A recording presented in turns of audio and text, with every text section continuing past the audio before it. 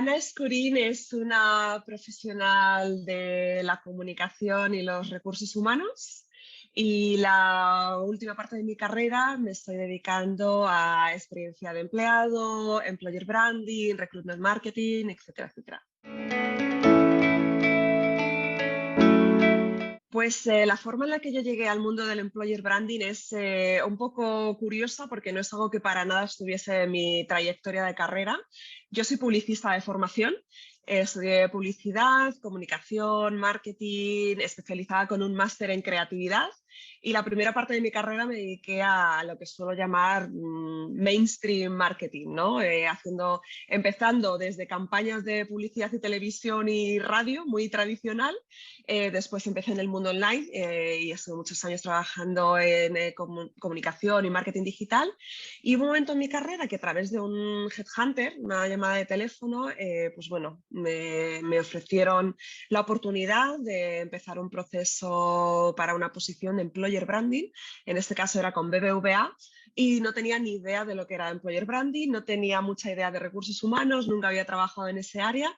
Pero bueno, a través de unas conversaciones interesantes que tuve bueno, pues quien fue en ese momento mi jefa y bueno, pues otros compañeros con los que después interactué, decidí que era una oportunidad interesante y a partir de ese momento descubrí que era mi pasión, ¿no? El poder vincular el mundo del talento y el mundo de la comunicación en uno. La verdad es que para mí ofrecía un ángulo al marketing que siempre había hecho que no tenía nada que ver con las anteriores experiencias que había tenido. Y a partir de entonces he estado trabajando como te decía, en employer branding, en recruitment marketing y es un poco la tendencia que quiero continuar, ¿no? Cada vez se está ampliando más a otros ámbitos como por ejemplo la experiencia de empleado, que sí que antes hablábamos mucho de la experiencia de cliente, ¿no? Pues se está dando mucho más importancia a la experiencia de candidato, a la experiencia de empleado y unido al mundo del employer branding es el área que ahora mismo más enfocada estoy.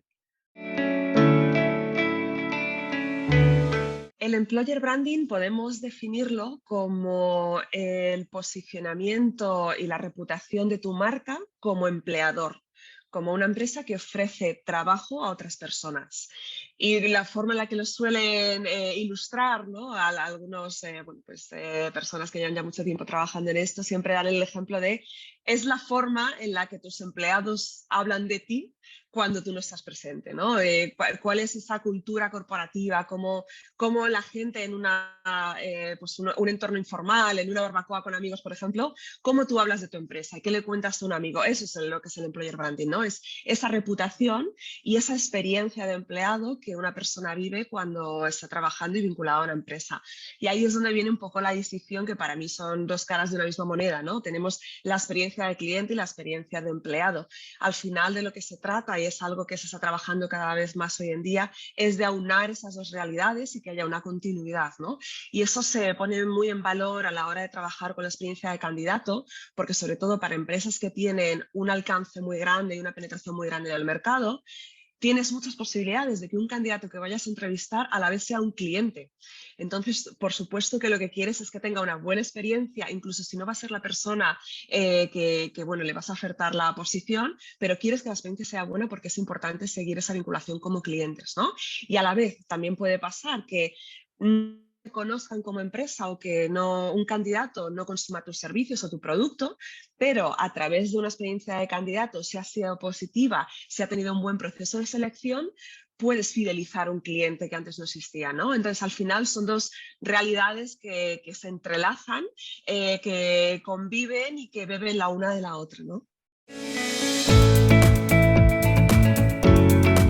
Si tuviese que definirme en 3 palabras, quizás escogería energía, pasión y valores. Creo que para mí son, tanto en la parte profesional como en la parte personal, creo que es lo que más destacaría de mi personalidad, pero también un poco lo que rija de mis decisiones, ¿no? Y un poco el faro de guía de todo lo que hago y lo que me mueve por dentro.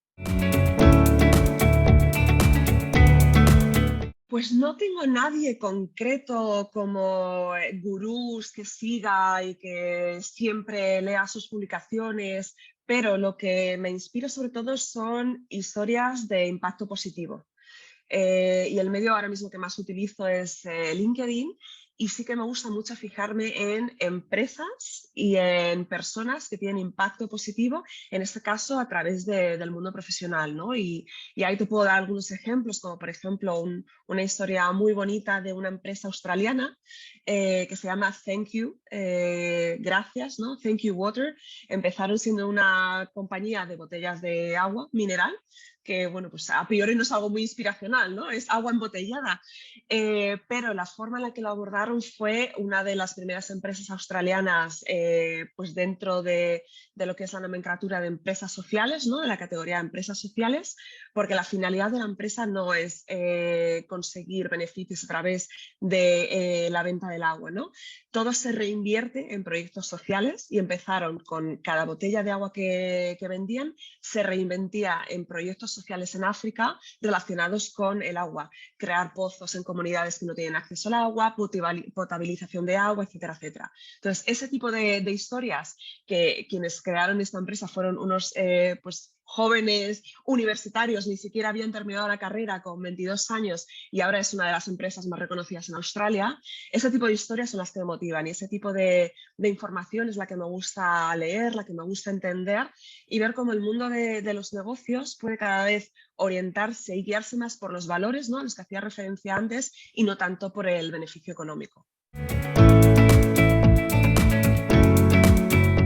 La verdad es que no tengo un objetivo claro fijado para el año que viene en algo que me haría feliz conseguir como tal. Sí que tengo bueno, pues algunos retos, ¿no? Y algo que sí que me gustaría conseguir o integrar desde un punto de vista personal, que es volver a estar más involucrada con proyectos sociales y volver a colaborar con organizaciones que solía colaborar, como por ejemplo Ashoka. Estuve también colaborando un tiempo con ellos. Pues sí que dedicar un poco más de mi tiempo a aportar ese granito de arena que, pues, gracias al conocimiento que tú tienes por tu carrera, por tu formación, pues se puede invertir en tener un impacto positivo, ¿no? Y eso en realidad me da mucha pena y casi que me avergüenza porque es algo muy fácil para todos nosotros hacer, dedicar a temas de, pues, bueno, de colaboración en impacto social o voluntariado. Es tan sencillo como a veces simplemente dedicar 2 horas de tu tiempo al mes, 5 horas de tu tiempo al mes, que no es tanto, y al final es algo que siempre lo vamos posponiendo, ¿no? Entonces sí que es algo que tengo como, bueno, como un objetivo en mente y sí que me gustaría conseguir integrarlo dentro de este año 2022. ¿A qué me dedicaría si no fuese una profesional digital? Qué buena pregunta. Pues creo que estaría vinculada al mundo de las ONGs y del impacto social. Yo, de hecho, mi carrera profesional la empecé en Reino Unido trabajando en el mundo de las ONGs. Trabajando allí en un par de organizaciones.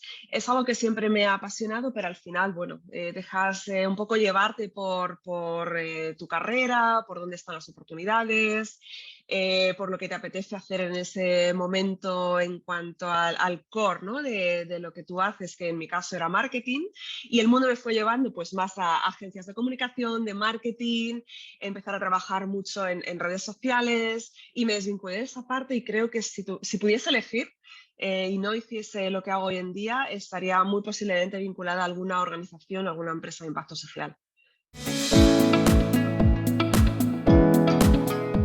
La lección más relevante que he aprendido trabajando en el mundo digital es que no hay ninguna lección que vaya a durar mucho. La única lección que va a durar es que todo cambia de forma muy rápida, es un cliché, pero es así. Y hay un momento catalizador en todo esto que ha sido la pandemia, el COVID, que ha hecho que tendencias que se venían pues bueno, ya reflejando y manifestando en el mundo digital se han acelerado de forma exponencial, ¿no?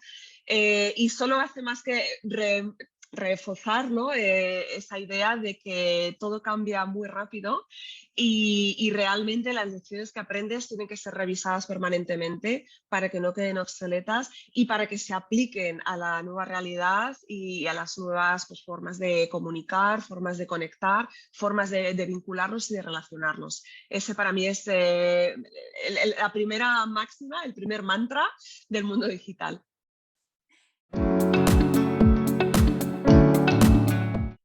Ahora mismo, dentro de mi ámbito y de mi especialización, que como te comentaba, está relacionada con la experiencia de empleado, con la atracción de talento y la retención de talento, la parte que más me interesa es Employee Experience, la experiencia de empleado ligado a entornos híbridos y digitales.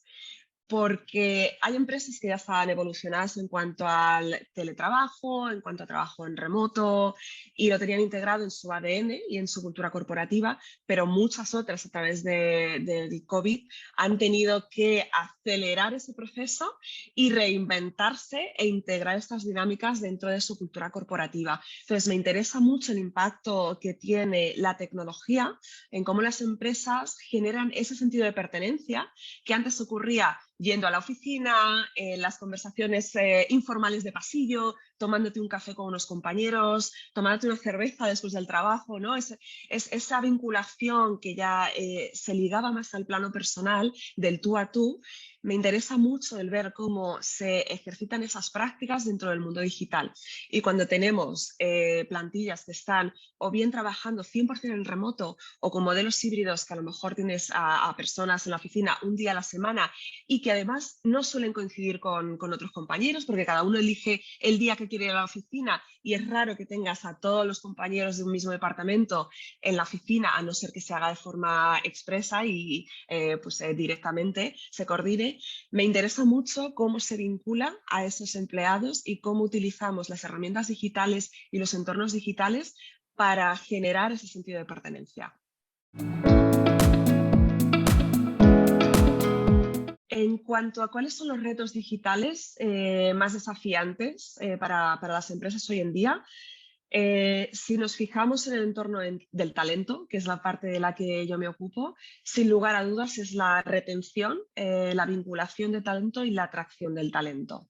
Estamos entrando en una fase que se venía anunciando ya hace tiempo llamada Gig Economy, junto con la Grand Resignation, que ha sido pues, bueno, fruto del COVID y no solo de cómo se ha vivido esa experiencia en las empresas, sino también el cómo cada empleado hemos entendido qué es lo que funciona para nosotros y nos hemos replanteado si esa empresa nos da algo que encaja con nuestro modelo de vida, ¿no? Todo esto ha hecho que se entre más en esa parte de la gig economy, que va a ser una relación de estos empleados con las empresas, no tanto de forma permanente y de forma lineal, sino que se va a empezar a trabajar y a vincular mucho más a los empleados y vincular al talento para determinados proyectos, para determinadas campañas, etcétera, etcétera. Esto era algo que llevábamos años escuchándolo y que sí que en entornos quizá pues que admitían una figura de freelance de una forma mucho más cómoda, en entornos creativos, en perfiles técnicos, de desarrollo, por ejemplo, era algo que sí que se empezó a ver más, pero vamos a ver cómo esto se extiende a otros profesionales. El reto de las empresas, sobre todo de empresas tradicionales y de gran empresa, es cómo van a hacer esa transición a ese tipo de modelos. Y como empresas más tradicionales, donde veíamos unos años de permanencia en una compañía de una media de 15 años, 20 años incluso, cómo esas empresas van a hacer esa transición a modelos donde el talento solo se vincula y solo está interesado en vincularse por cortos periodos de tiempo. Porque desde un punto de vista más práctico va a tener un impacto en cuanto a contrataciones, cómo hacemos un onboarding de estas personas, cómo vinculamos a estas personas, desde también el sentido de pertenencia a la cultura corporativa. Cómo generamos una cultura corporativa homogénea, cuando tenemos personas que se están vinculando a nosotros solamente pues, por 3 meses, por 6 meses. Es mucho más difícil hacer esa vinculación, ¿no? Para mí es uno de los principales retos junto con la retención del talento. ¿Cómo hacemos que efectivamente, si queremos, que ese es otro punto, que el talento continúe con nosotros durante más tiempo, cómo podemos seguir fomentando ese talento y ofrecerle al talento retos interesantes para que elijan quedarse con nosotros en vez de cambiar de empresa y buscar su siguiente reto? El futuro del mundo del employer branding y pues el marketing de selección, ¿no? De reclutamiento, es algo que yo creo que vamos a ver cómo va a evolucionar. Empezó, pues bueno, realmente en sentido estricto pues llevamos trabajando unos 25 años en el sector, que empezó en Estados Unidos, donde hemos visto un boom, pues así más de forma extensiva, es en los 10 últimos años, pero sobre todo se ha empezado de forma muy reactiva y de forma muy táctica, haciendo campañas en redes sociales de atracción de talento y de una forma muy reactiva. Necesitamos incorporar a 10 personas de desarrollo de plataformas, hacemos una campaña para incorporar a esas 10 personas, ¿no? Creo que estamos ya tendiendo a un enfoque mucho más proactivo y mucho más estratégico, en el que lo que hacemos es ver cuál es la estrategia global de la compañía, hacia dónde queremos ir como empresa y cuál es ese talento que a medio plazo nos va a hacer que lleguemos a conseguir nuestros objetivos. De esta forma nos podemos adelantar a la demanda de talento y es lo que va a hacer que podamos conseguir esos mejores candidatos. Dentro de este bueno, cambio, esa evolución que estamos viendo, creo que también algo que va a ocurrir es que las áreas de employer branding cada vez van a ser más autónomas y que van a tender a estar dentro de la estructura de las organizaciones en un reporte más directo a líneas de leadership de people o de recursos humanos y no ya tanto dentro de recruitment y de talent acquisition. Ahora mismo la mayor parte de los roles que hay en cuanto a employer branding están dentro de reclutamiento, dentro de recruitment, porque se tiene esa visión más táctica y más de reacción. Creo que conforme veamos un cambio mucho más estratégico, esas áreas van a estar reportando directamente a pues, vicepresidencias o dirección directamente de recursos humanos o de people, porque necesitan tener esa visión holística y esa visión que no solo se enfoque en el reclutamiento más táctico, sino también en la atracción de talento a medio plazo y en la vinculación del talento que comentábamos antes. Por eso creo que vamos a ver en cuanto a las estructuras y los organigramas un movimiento de las áreas de employer branding y no van a estar tan centradas en talent acquisition, sino más en áreas más genéricas como HR o people. El consejo que le daría a mi yo del pasado, un yo muy jovencito de 18, 20, incluso 16 años, es intentar salir fuera de tu zona de confort geográfica y marcharte cuanto antes a aprender en el extranjero. Para mí, trabajar fuera de España ha sido uno de los valores más importantes en mi carrera y que me ha abierto más puertas. Y si hubiese tenido la oportunidad de hacerlo incluso antes, creo que lo hubiese hecho, o hacerlo más a menudo. Y no quizá antes, pero hacerlo quizá más a menudo.